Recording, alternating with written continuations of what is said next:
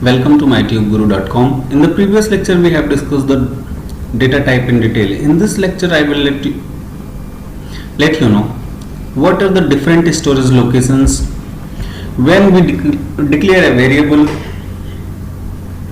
we simply provide the data type, but we need to understand that a variable does not hold the data type, it also holds the storage location with it. Let's understand what storage location informs. Storage location informs that where your variable will be stored and what will be the default value of the variable, what will be the life of the variable, and what will be the scope of your variable. All these factors depends on the memory location on which your variable is going to be stored. So what are the different possible locations where your variable can be stored? The first one is default storage location. If I am not going to provide any storage location, then compiler will automatically allocate it at automatic storage location, register storage location. These variables will be stored in CPU registers. Static storage locations, we will discuss them in detail. External storage locations. So these are the four possible locations where your variable will be stored after providing the respective storage location with your variables. Let's see. If default automatic storage location, if we will not provide any storage class, then compiler will automatically allocate it automatic storage. Say if I am writing int a, then compiler will automatically include R2 before this int a, as you can see here. So we can write this in two ways. Either we can write simply int a or we can write R2 int a. Both perform the same task. Let's see.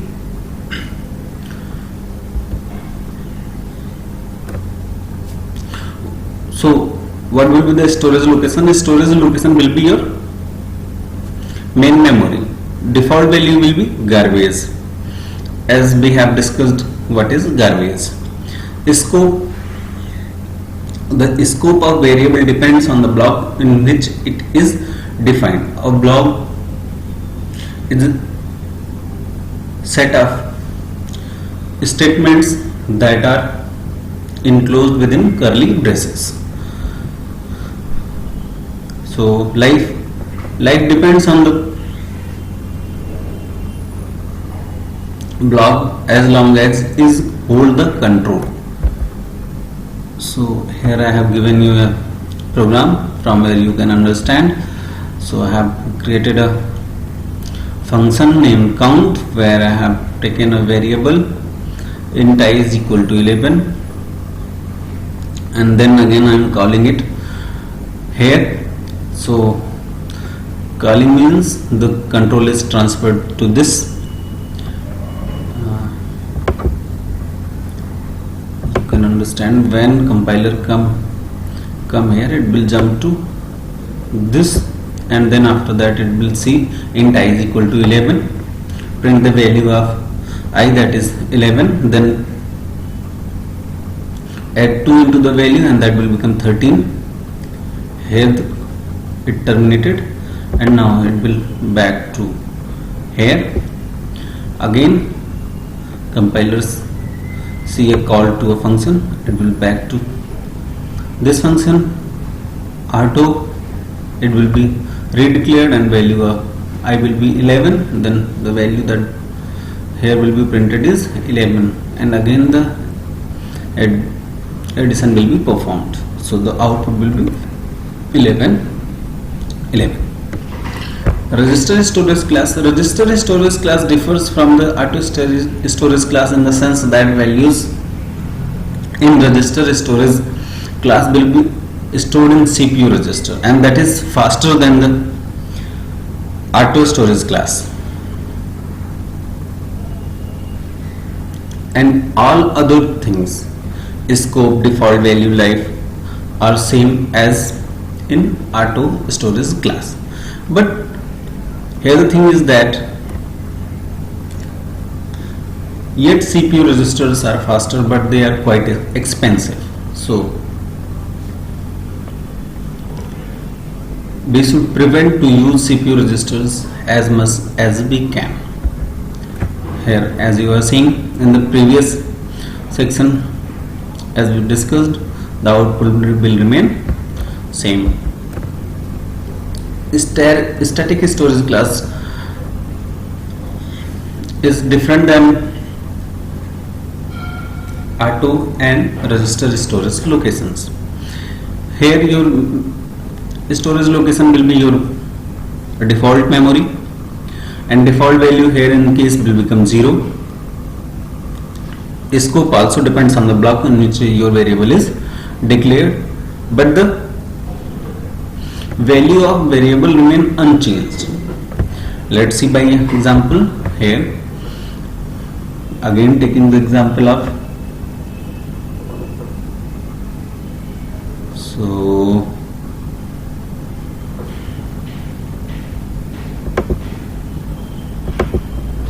as static int I is equal to 11, the value will be printed here is 11, and I is equal to I plus 2. Again the call is made, and now the value will remain unchanged. So value printed will be 13, not 12, it will be 13.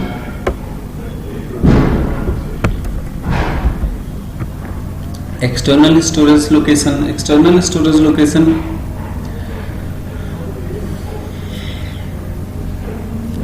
again the storage location will be default memory, default value will be 0, scope global, and the life depend on the program in which you have declared your variable.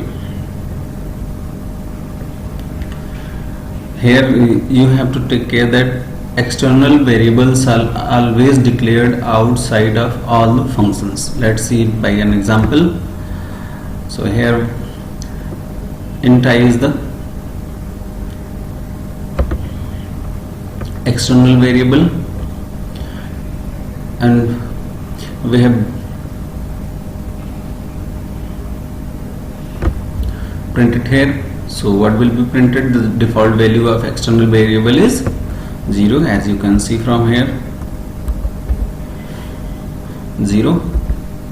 So first it will print 0, then again a call to count function has been made, and 0 plus 1 it will become 1, and 1 will be printed, and again one call has been made, 1 plus 1 will, so it will print 0, 1, 2. You can also use extern. So let's see the difference between these two statements. Here I have written extern int I is equal to 0, and here it's simply int I, and I am printing. If I am writing int I, then the default value of int I will be 0, because we have declared it as external value. If I am writing the external keyword, then the only it will be declared, no memory will be allocated to this int. In that case, until unless we will not declare it, define it, or we will not initialize some value to it. So what I am doing here is that I am initializing some value. If I am not going to initialize it and going to print, then it will show an error. So it will proceed in the same way as the previous one, and output will be 0.